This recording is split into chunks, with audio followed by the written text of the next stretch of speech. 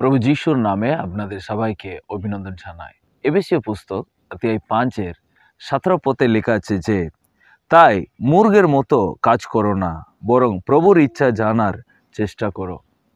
তো বিশ্বাস করি সদাপ্রভু আপনাদের সবাইকে খুবই ভালো রেখেছেন।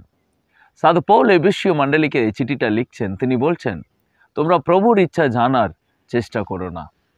তো প্রভু আমাদের উপরে যে পরিকল্পনা করে রেখেছেন সেটা জানারই সবচেয়ে দরকার জিনিস।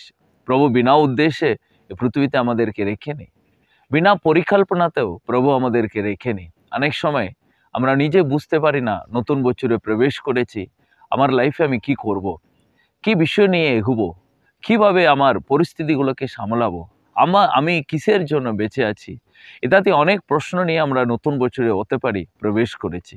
কিন্তু প্রিয়, বাইবেল আমাদেরকে এনকারেজ করছে প্রভুর ইচ্ছা জানার জন্য চেষ্টা করো। তার পরের পদটা 18 পদ এইভাবে লেখা আছে যে, সুরাপানে মত্ত হয়েও না, যা মানুষকে ধ্বংসের পথে ঠেলে দেয়, বরং পবিত্র আত্মায় পূর্ণ হোক। তো প্রভু যিশু তিনি এখানে বলছেন পবিত্র আত্মায় তোমরা পূর্ণ হও, কারণ তিনি আমাদেরকে আর সঠিক পথে তিনি সন্তান দেবেন। হ্যাঁ, প্রভুর ইচ্ছা জানার পবিত্র আত্মা আমাদেরকে সাহায্য করবেন তোমার লাইফে আর আমার লাইফে। আর প্রভু আমাদের পরিবারের উপরে প্রভুর পরিকল্পনা কি সেটা জানারই পবিত্র আত্মা আমাদেরকে পূর্ণরূপে সাহায্য করবে।